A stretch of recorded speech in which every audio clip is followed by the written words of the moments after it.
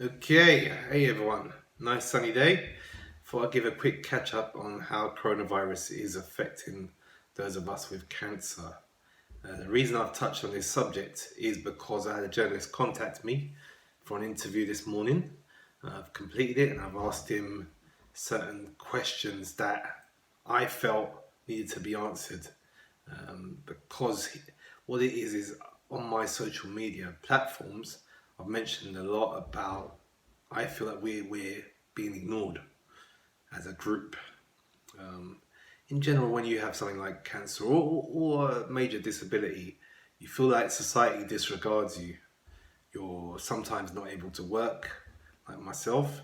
And there is other factors that come into it, i.e., people think that you can't help in any way, and they think that you were taken from society rather than given. So at the moment, coronavirus, as you've possibly noticed, they've said if you're very vulnerable in a high risk list, stay in for 12 weeks, i.e., 3 months. Now we're following that guidance, but that is currently the only thing we have to follow.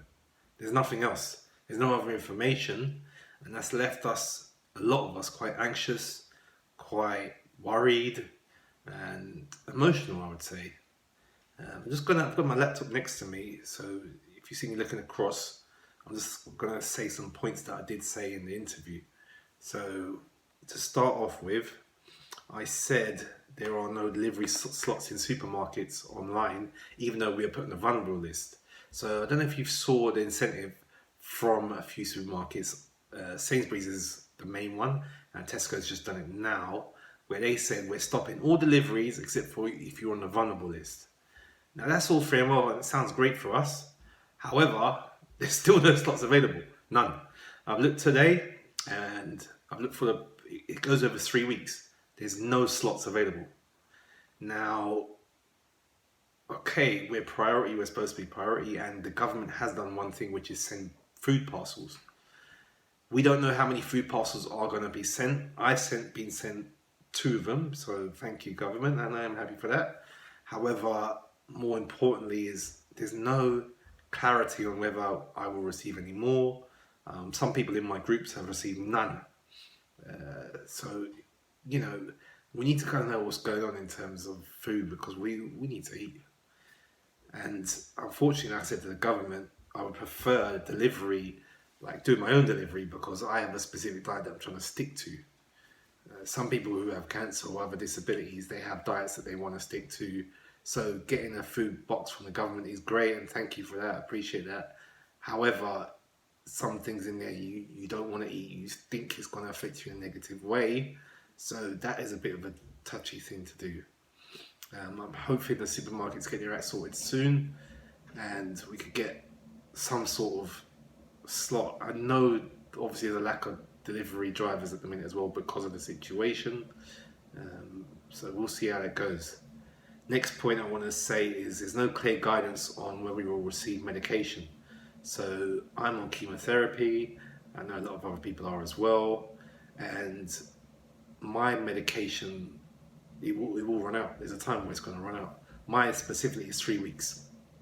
Other people it could be shorter, and what are they going to do? What is the procedure? Yes, we are told people will deliver our medication, but I've not had a phone call.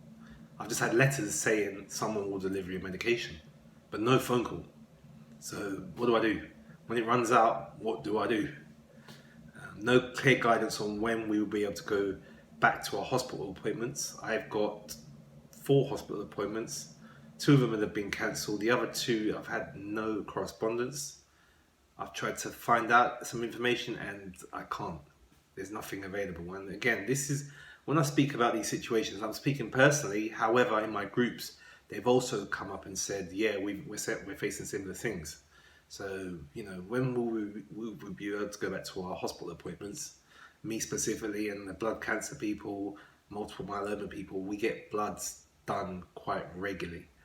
We need to know what level of cancer is in our blood. And currently, I don't know when I'll be able to go to hospital next. The journalist asked me a good question. He said, what if they did let you go? Would you still go? And I said, I don't really feel it's safe to go at the minute. So probably I would reject it anyway. And he said, well, then how does that affect your blood cancer? How does that affect your cancer in general? I said to him, well, I don't know. I don't really have an answer. And that's the problem. The government don't have an answer. I don't have an answer. The hospital don't have an answer. But I'm looking up. I have to look up to them. I'm not in charge of this situation. So I'm waiting for someone to tell me, look, this is the best way to do things. And I am following the guidance. So I'm staying in. I haven't left the house in over 2 weeks. So, tell me, what do I do? And this links up to the same thing. No clear guidance on chemotherapy procedure going forward. So we're talking about medication and going into the hospital for your chemotherapy. What do you do? If you've got chemotherapy, at the moment I'm on chemotherapy, but luckily I only have to go in for it every 3 to 4 weeks. The other chemotherapy drugs I take home. So the chemotherapy medication, I could take at home. Other people don't have that option.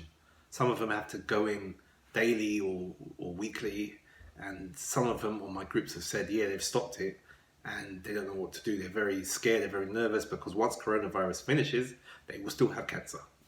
So theirs is aggressive and continually attacking them, but they have to sit at home and wait for coronavirus to finish. They might not have that time. So that's a scary thing for them. No clear guidance on when surgery will be rescheduled. So some people have surgery planned. I've mentioned in my previous post that I was supposed to do an allogeneic bone transplant and bone marrow transplant. That's not happening, obviously. That's off the table now. And who knows when that will happen. Other people have other things booked in. They don't know when that will happen. There's no answers. As well, what I did notice is there's no policies towards people in the disability group financially. So you have the policy to help the employed, the policy to help the self-employed, but what about the disability groups? Yes, you might say, oh, but you've already got disability benefits. It's not a lot of money, believe me. Anyone who's on it will know it's not a lot of money. And we've been crying out for more support for a long time. It's only in this situation now where people are saying that the benefits you get is not allowing people to have a decent living life. So it's not a living amount that you get through benefits. It's a surviving amount. So again, are you going to help us or not? I just want to touch on to something again. It's linked to myeloma in a way. It's called amyloid cyst. That's what I have as well. Amyloid, you can look it up. I won't go into the specifics about it, but basically I have one appointment per year for them to test how much amyloid is in my body. So what it is a protein that clogs up your arteries, and if it gets too high in your arteries, your organs fail. It's a protein deposit, as is obviously myeloma, as you should know. You have an appointment for amyloid once a year. You go to a special hospital and they test you and tell you, okay, your amyloid deposits are the same, they've got lower or they've got higher. I send blood to the amyloid hospital every 3 months, and then you have appointment once a year. Like I said, last week was supposed to be my appointment. It got cancelled and they said, we're going to get someone to let you know what's happening. I've not received anything.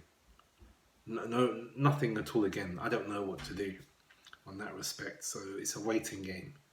When you try and call people about any of these subjects, so we're talking food, you try and call Sainsbury's, you try and call Tesco, you can't really get through to anyone, you can't really get any good advice. Hospitals, you try and call, you can't get through. Everything's running quite slow. And someone said to me, it's not the government's fault. They've never been through this. Obviously, it's a difficult situation. My whole thing is, that's what we're looking for government for. Why vote for someone if when a difficult situation happens, you can't rely on them? Like, I'm not the Prime Minister. I'm not in the government. So I'm voting for you to try and help me in these situations. We need to know what to do, because a lot of us don't know what to do. Anyone who's suffering or feeling like they need help, all we have is groups. We support each other through our groups. we don't actually have anyone above us that we could call who's a professional to give advice on these situations. And that's the problem. The communication from the government to the hospitals to us is not clear enough. And there's not enough action being done. So there's a lot of words, and we've received letters saying we're in a very high risk group. If you've read the very high risk group, it is specifically, yes, people with blood cancer are very high risk. So if you've got myeloma, please stay in. And again, we just want to know what's going on. Anyone who's thinking of, feeling upset or anxious or depressed, it's understandable. This is not good for your mental health either. And yes, we know there's people who are losing their jobs and they're upset. They worked their whole life for certain jobs or businesses. Granted, they're upset as well. I understand that fully. I think you'll be able to build up things though once this stops. If you have a cancer or degenerative disease that's stopping you living properly, your worry is how long is this going to go on for? I might die within that time frame before I get a chance to be seen. So I think that's a bit more important. And again, we feel like as a group, we're not looked at as being important enough. Again, hopefully something gets done soon. Try not to be too negative to the government, because I know it's not easy. But yeah, we just need a few more answers, a few more facts, a bit more action. To the hospitals, I'm not blaming you at all. You're under pressure. You're always under pressure quite a lot, and you do an amazing job. So thank you to the hospitals and the staff. I've got nothing but positive and happy things to say about them. It's the government, you need to do a bit more, please. Anyway, hope everyone's good. Enjoy the sun. Take care.